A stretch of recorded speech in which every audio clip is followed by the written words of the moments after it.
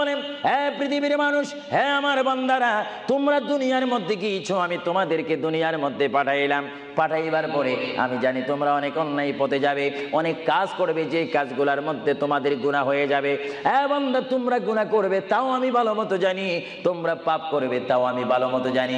বান্দারে, পাপ করার পরে, গুনাহ করার পরে একাই কি মসজিদের মধ্যে তোমরা কেঁদেছো, রব্বানা যালামনা, বলেন রব্বানা যালামনা আনফুসানা ওয়া ইন লাম তাগফির লানা ওয়া তুরহামনা লানাকুনান্না মিনাল খাসিরিন বলে বলে মসজিদে কেঁদেছো, আসরের নামাজ পড়ে কেঁদেছো, যোহরের নামাজ পড়ে কেঁদেছো, মাগরিবের পড়ে কেঁদেছো, এশার নামাজ পড়ে কেঁদেছো। এ বান্দা, নামাজের মুসল্লা যখন বসে যাও, আমি আল্লাহকে তোমরা বারবার বলো, আল্লাহ আমার গুনাহ মাফ করে দাও। তারপরও আমি তোমাদের গুনাহ মাফ করে নিই। তারপরও তোমরা নিশি রাত্রে, মানুষ যখন ঘুমে যায়, তোমার বিবি যখন ঘুম যায়, তোমার ছেলে যখন ঘুম যায়, তুমি নিশি রাত্রে ঠান্ডা পানি দিয়ে ওযু বানিয়ে নামাজের মুসল্লায় বসে তুমি আবার যখন ডাক দাও, রব্বুল আলামিন, পৃথিবীর কোনো মানুষ আমার গুনাহ সম্পর্কে জানে না, তুমি আমার গুনাহ সম্পর্কে জানো। আমি এমন গুনাহ করেছি আমার বিবি জানে না, বিবি গুনাহ করেছে আমি জানি না। আল্লাহ, তুমি সব কিচ্ছু জানো। হে আমার প্রভু, তুমি আমাকে মাফ করে দাও। আমার আল্লাহ বলে, তারপরও যদি তোমাদেরকে আমি মাফ না করি, তারপরও বান্দা, তোমরা আমার রহমতের দরজা থেকে ফিরে যাইও না। আমি তোমাদেরকে হুকুম দিচ্ছি, ওয়ালাউ আন্নাহুম ইয যালামু আনফুসাহুম জাউকা, বান্দারে, যদি গুনাহ করে ফেলো, আমার রহমত থেকে মুখ ফিরিয়ে তুমি চলে যাইও না। বান্দা, আকাশ পরিমাণ যদি গুনাহ করো, পাতাল পরিমাণ যদি গুনাহ করো, সাগরের পানি পরিমাণ যদি গুনাহ করো, পাহাড় তুলনায় যদি তুমি গুনাহ করো, আমার দরবার থেকে তুমি নিরাশ হইও না। বান্দা, আমি তোমাকে একটি রাস্তা বাতাই দিচ্ছি, একটি পথ তোমাকে আমি দেখাই দিচ্ছি। সেই পথটি কোন পথ তোমরা জানো? ওয়ালাউ আন্নাহুম ইয যালামু আনফুসাহুম জাউকা, বান্দারে, যখন তোমরা বরবাদ হয়ে যাবে, তখন তোমাদেরকে একটা পথ আমি তোমাদেরকে দেখাই দিলাম। সেই পথটির নাম হচ্ছে আমার রাসূলের মদিনা। জোরে বলেন সুবহানাল্লাহ। বান্দা, আমার নবীর দরবারে গিয়ে কেঁদে কেঁদে তোমরা বলো, ইয়া রাসূলুল্লাহ, ইয়া হাবিবাল্লাহ, আয়াকা ইয়া রাসূলুল্লাহ। আল্লাহ কোরআনে বলেছে, ওয়ালাউ আন্নাহুম ইয যালামু আনফুসাহুম জাউকা ফাস্তাগফিরুল্লাহ ওয়াস্তাগফার লাহুমুর রাসূল। আল্লাহ বলেছে, হে বান্দা, তোমরা ডানে না গিয়ে, বামে না গিয়ে, পিছে না গিয়ে, তোমরা সরাসরি আমার নবীর কদমে চলে যাও। আমার নবীর কদমে গিয়ে আমি আল্লাহর দরবারে তোমরা তওবা করো। তওবা করতে করতে তোমাদের চোখের পানি যখন বাইর হয়ে যাবে, আর ওই মুহূর্তে যদি আমার বন্ধু যদি তোমাদের জন্য আমার দরবারে সুপারিশ করে, আমি আল্লাহ তোমাদেরকে ওয়াদা দিয়ে দিলাম, গ্যারান্টি দিয়ে দিলাম, আমার রাসূল যদি তোমাদের জন্য আমার দরবারে সুপারিশ করে, সঙ্গে সঙ্গে বান্দা, তোমার অতীতের জীবনের কবিরা সগীরা গুনাহ মাফ করে দিব। জোরে বলেন সুবহানাল্লাহ। আরো জোরে বলেন সুবহানাল্লাহ। আমার আপনার গুনাহ মাফ করার জন্য রাসূলুল্লাহর দরবারে যাওয়ার দরকার আছে কিনা? চিৎকার জীবন আছে কিনা? এটা আল্লাহ রাব্বুল আলামিন কোরআন শরীফের মধ্যে বলেন, আমার পৃথিবী, আমার আসমান, আমার জমিন, আমার সবকিছু, আমি আমার জমিনের মধ্যে এক নম্বর জাতি, সৃষ্টির শ্রেষ্ঠ জাতি মানব জাতিকে আমি করেছি। এই জন্য আল্লাহ রাব্বুল আলামিন কোরআন শরীফের মধ্যে বলেন, লাকাদ খালাকুনাল ইনসানা ফি আহসানি তাকওয়িম। চিৎকার দিয়ে বলুন সুবহানাল্লাহ।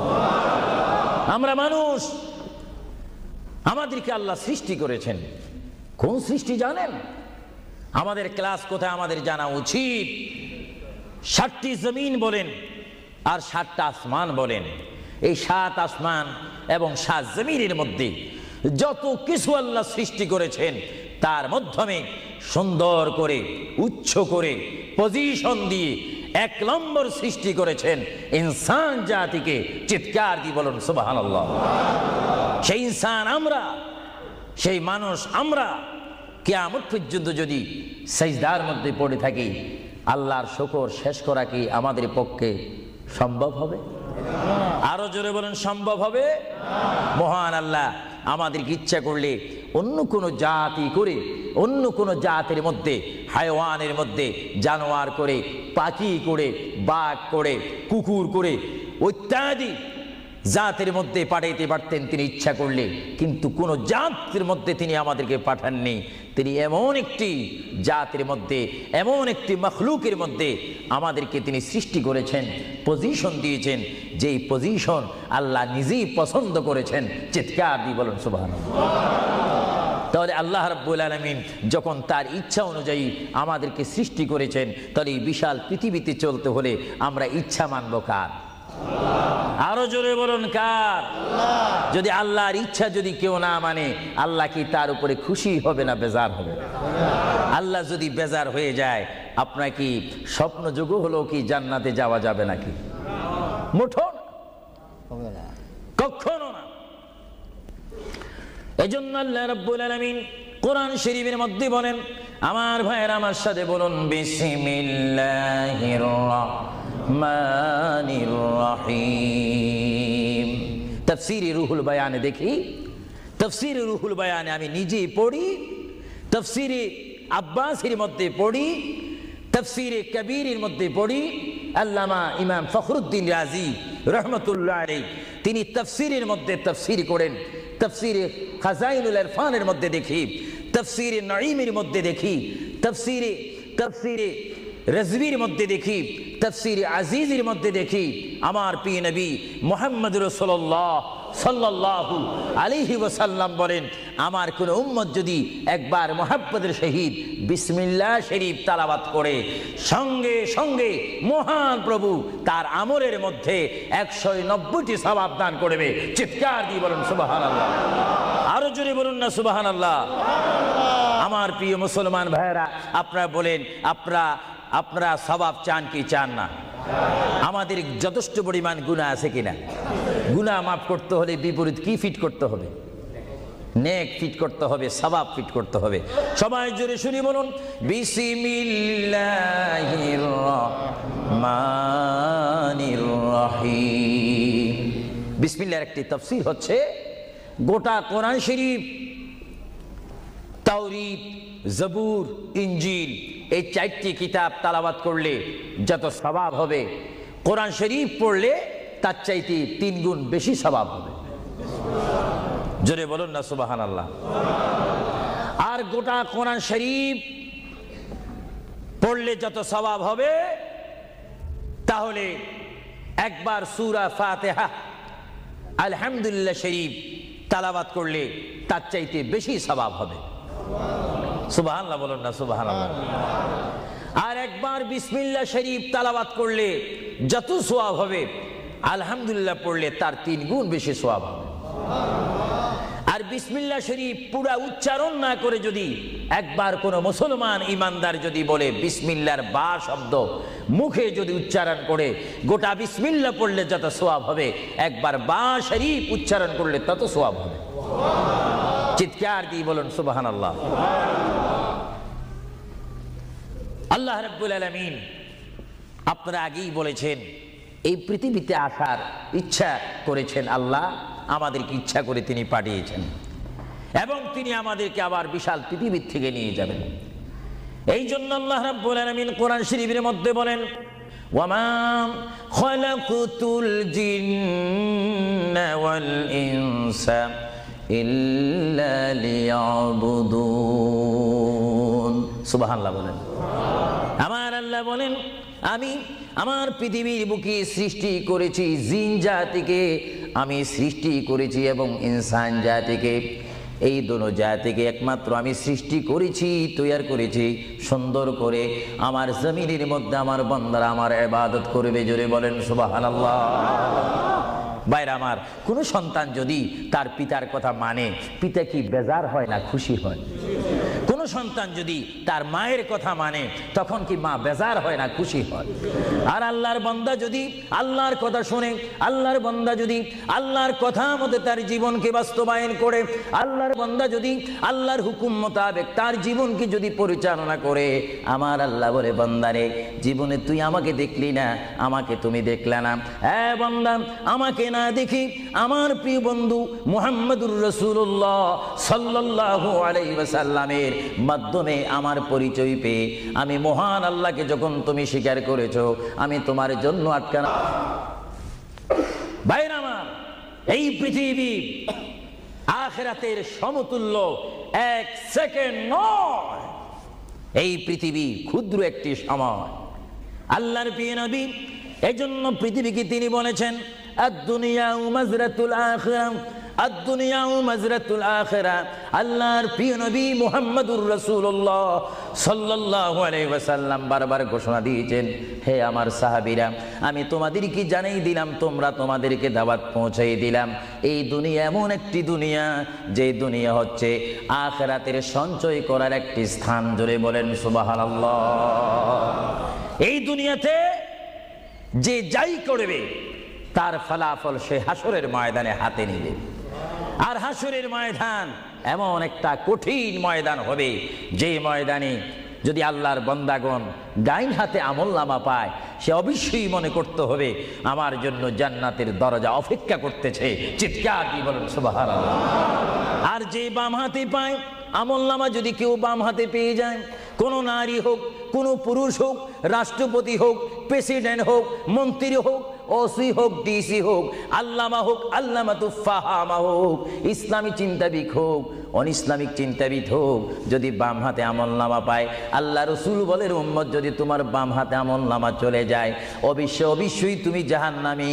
আর যদি ডান হাতে তোমার আমলনামা পেয়ে যাও, তুমি অবশ্যই মনে করবে তুমি জান্নাতি। জোরে বলেন সুবহানাল্লাহ। আমি হাউসকে আমি প্রশ্ন করতে চাই, শ্রোতা ভাইদেরকে প্রশ্ন করতে চাই, আপনারা বলুন, আপনারা কি বাম হাতে আমলনামা চান না ডান হাতে? একটু ডান হাতটা কি আপনারা তুলবেন না? সবাই একটু হাত তুলে বলুন, ডান হাতে আমলনামা চাই কি চাই না? ডান হাতে আমাদেরকে আমলনামা দেওয়ার মালিককে? আরো জোরে বলুন, মালিককে। আর এই ডান হাতে আমলনামা যদি নিতে চাই, জান্নাতের সার্টিফিকেট যদি নিতে চাই, তাহলে এই ডান হাতে আমলনামা পেতে হলে এই জমিনে আল্লাহর হুকুম মানতে হবে। চিৎকার দিয়ে বলুন সুবহানাল্লাহ।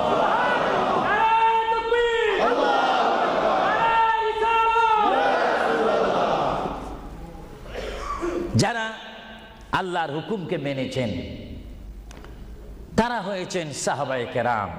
জোরে বলেন কি? আপনাদের সকলের অন্তরে, সকলের দিলে, সকলের মনে সাহাবায়ে কেরামের ভালোবাসা আছে কিনা? এইদিকে একটু আওয়াজটা কম কেন হলো? আশ্চর্য হয়ে গেল। একটু জবাব দেন, সাহাবায়ে কেরামের ভালোবাসা আছে কিনা? তাদের সাথে কোনো সম্পত্তি নিয়ে কোনো ঝগড়া আছে কিনা? তাহলে একটু জবাব দিবেন। রাসূলুল্লাহ বলেন, উম্মত তোমরা যদি নিজের জীবনকে জিরো থেকে যদি হিরো করতে চাও, ডাউন থেকে যদি উচ্চ মুকাম সৃষ্টি করতে চাও, মা আনা আলাইহি ওয়া আসহাবি, আমাকে তোমরা অনুসরণ করবে অথবা আমার সাহাবায়ে কেরামকে অনুসরণ করবে। আমার প্রতিটি সাহাবায়ে কেরামের চরিত্রের মধ্যে রয়েছে তোমাদের জান্নাতে যাওয়ার গ্যারান্টি। চিৎকার দিয়ে বলেন সুবহানাল্লাহ। আমরা সাহাবায়ে কেরামের ভালোবাসা চাই কি চাই না? আরো জোরে বলুন, চাই কি চাই না? সাহাবায়ে কেরাম কি করে তারা সাহাবী হয়েছেন? কি করে তারা আল্লাহর হাবিবের শ্রেষ্ঠ বন্ধু হয়েছেন? এটা আমাদের জানার বিষয় রয়েছে। প্রিয় ভাইয়েরা আমার, সাহাবী বলা হয় তাদেরকে যারা রসুল মেনেছেন, সাহাবী বলা হয় তাদেরকে যারা রসুল বুঝেছেন, সাহাবায়ে কেরাম বলা হয় তাদেরকে যারা রসুল পেয়েছেন, পাওয়ার পরে যারা মানার মতো মেনেছেন, তাদেরকে বলা হচ্ছে সাহাবায়ে কেরাম। চিৎকার দিয়ে বলুন সুবহানাল্লাহ। সাহাবীরা কেমন ভালোবাসতেন আল্লাহর নবীকে? কেমন ভালোবাসতেন? ভাইরা আমার, সাহাবায়ে কেরাম আল্লাহর নবীকে কেমন ভালোবাসতেন? আল্লাহর প্রিয় নবী, দু জাহানের বাদশা নবী মুহাম্মদুর রাসূলুল্লাহ সাল্লাল্লাহু আলাইহি ওয়াসাল্লাম, তিনি মক্কা থেকে মদিনায় হিজরতে যাবেন। মাতৃভূমি থেকে মক্কা শরীফ থেকে তিনি মদিনাতুল মুনাওয়ারা শরীফে যাবেন।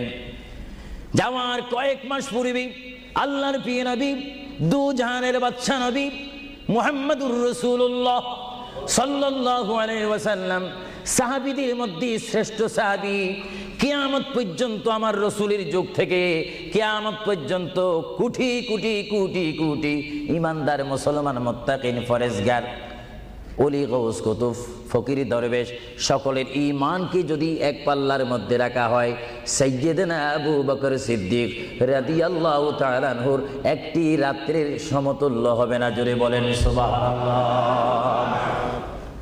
সমস্ত ইমানদারের ইবাদত যদি এক পাল্লাতে রাখা হয়, সাইয়্যিদনা আবু বকর সিদ্দিক রাদিয়াল্লাহু তাআলা আনহু এক রাতে যেই ভালোবাসা রাসূলকে দেখিয়েছেন, তার পরিমাণ ভালোবাসা সমগ্র সৃষ্টি জগতের মুসলমানের হবে না। চিৎকার দিব সুবহানাল্লাহ। সাইয়্যিদনা আবু বকর সিদ্দিককে আল্লাহ রাসূল বললেন, আবু বকর, আমি আমার মায়ের দেশ, আমি আমার বাবার দেশ, আমি আমার দাদার দেশ মক্কাতুল মুআজ্জামা, মক্কা শরীফ মাতৃভূমি ছেড়ে আল্লাহর হুকুমে কাফেরদের অত্যাচারে আমাকে এখান থেকে হিজরত করে চলে যেতে হবে। যদি আমি হিজরত করি, আবু বকর তুমি আমার সঙ্গী হয়ে থাকবে। চিৎকার দিয়ে বলুন সুবহানাল্লাহ। আল্লাহর প্রিয় নবী কোন দিন হিজরত করবেন, কোন মাসে করবেন, কি সকাল বেলায় করবেন, না সন্ধ্যায় করবেন, না গভীর রজনীর মধ্যে করবেন, না দিনের মধ্যে করবেন, না ঠান্ডার সিজনে করবেন, না গরমকালে করবেন, না গ্রীষ্মকালে করবেন, না বসন্তকালে করবেন, কোন অবস্থায় করবেন, কোন দিন করবেন, কোন মাসে করবেন, তার নির্দিষ্ট করে বলেনি। আল্লাহর প্যারা নবী, দু জাহানের বাদশা নবী মুহাম্মদুর রাসূলুল্লাহ হিজরত করার টাইমে সাইয়্যিদানা আলী রাদিয়াল্লাহু তাআলা আনহুকে ডাক দিয়ে বলে, আলী আমি হিজরত করব, আমি রাত্রের আধার অবস্থার মধ্যে মাতৃভূমি ছেড়ে চলে যাব। আলী তুমি আমার বিছনার মধ্যে শুয়ে থাকবে, কম্বলখানা গায়ে দিয়ে শুয়ে থাকবে। আলী কাফিররা তোমাকে মারার জন্য চেষ্টা করবে, কিন্তু তোমাকে মারতে পারবে না। আলী আমি যাওয়ার টাইমে অনেকের আমানত টাকা পয়সা আমার কাছে রয়েছে, আমি তোমার হাতের মধ্যে দিয়ে দিলাম। সকাল যখন হয়ে যাবে তুমি তাদের আমানতগুলা তাদের কাছে পৌঁছাই দিবে। এতে প্রমাণ হলো হযরত আলী যদিও নবীর বিছনার মধ্যে ঘুমিয়ে যায়, তারপর আলীকে মারা যাবে না, যেহেতু যদি আলী মরে যাইতেন আলীর নিকটে আমার নবী আমানত রাখতেন না। জোরে বলেন সুবহানাল্লাহ। আরো জোরে বলেন সুবহানাল্লাহ। তাহলে কাফেররা দে আলীকে মারতে পারবেন না, এটা নবী জানে কি জানে না? আওয়াজটা ডাউন হয়ে গেল। উচ্চ সুরে বলেন, নবী জানে কি জানে না? নবীকে জানার ক্ষমতা দিয়েছেন কে? আল্লাহ। কারণ নবীর টিচার তো কোনো ব্যক্তি নয়, নবীর টিচার কোনো ফেরেশতা নয়, নবীর শিক্ষক কোনো মানুষ নয়, নবীর শিক্ষক একমাত্র হচ্ছে আল্লাহ। জোরে বলুন কে? আরো জোরে বলুন কে? আল্লাহ যার শিক্ষক, তার এলেমের কি কমতি আছে নাকি? হযরত আলী জীবনকে ভয় না করে তিনি রাসূলুল্লাহর পালঙ্কের মধ্যে তিনি শুয়ে পড়লেন, বিছনার মধ্যে শুয়ে পড়লেন। যখন শুয়ে পড়ল, কাফেররা প্রবেশ করে দেখেন ওই চকির মধ্যে নিশ্চয়ই মুহাম্মদ ঘুমিয়ে আছে। বলেন সাল্লাল্লাহু আলাইহি ওয়াসাল্লাম। কম্বলখানা উঠি তারা দেখলেন মুহাম্মদের স্থানে শুয়ে আছেন শের খোদা হযরত আলী। কাফেররা বলল, আলী আমরা তো ইচ্ছা করলে তোমাকে জবা করে দিতে পারি বা তোমাকে জমায় করে দিতে পারতাম, আলী তুমি কেন এই বিছনার মধ্যে শুয়ে আছো? হযরত আলী চোখের পানি ছেড়ে বলে, এ কাফেররা তোমরা এখনো পর্যন্ত আমার হাবিবকে চিনতে পারোনি, আমার নবীকে চিনতে পারোনি। আমার নবী শুধু এখানে আমাকে শোয়াইছেন, ঈমান পরীক্ষা করেছেন, শুধু তাই নয়, আগামী দিন সকাল বেলায় মানুষের আমানতের জিনিস মানুষের কাছে পৌঁছে দেওয়ার জন্য রাসূলুল্লাহ তাও আমাকে বলেছেন। তাহলে বুঝা গেল একদিকে আমি রাসূলুল্লাহর পেটের মধ্যে ঘুমাবো, আর সকাল বেলায় আমি উঠে মানুষের আমানত তাদের হাতে পৌঁছাই দেব। জোরে বলেন সুবহানাল্লাহ। বলেন আল্লাহু আকবার। আরো জোরে বলুন আল্লাহু আকবার। মহান নবীকে এত সুন্দর করে পৃথিবীতে পাঠিয়েছেন আল্লাহ। জোরে বলেন কে? আল্লাহ। তাহলে ভাইয়েরা আমার, কেউ যদি আমাকে মারতে আসে আর আমি যদি জানি আমার পালকের মধ্যে যদি আমি শুয়ে থাকি কেউ আমাকে জবা করে দিবে, আর এই টাইমে যদি আমার ভাইকে যদি আমি বলি, বিশেষ করে সভাপতিকে যদি বলি আপনি একটু আমার পালকে ঘুমান, উনি বলবে আমার সভাপতির প্রয়োজন নেই, আমার জান বাঁচা ফরজ, বসবে না, থাকবে না। আর সাহাবায়ে কেরাম জেনে শুনে মেনে ইচ্ছা করে নিজের জীবন প্রতি মুহূর্তে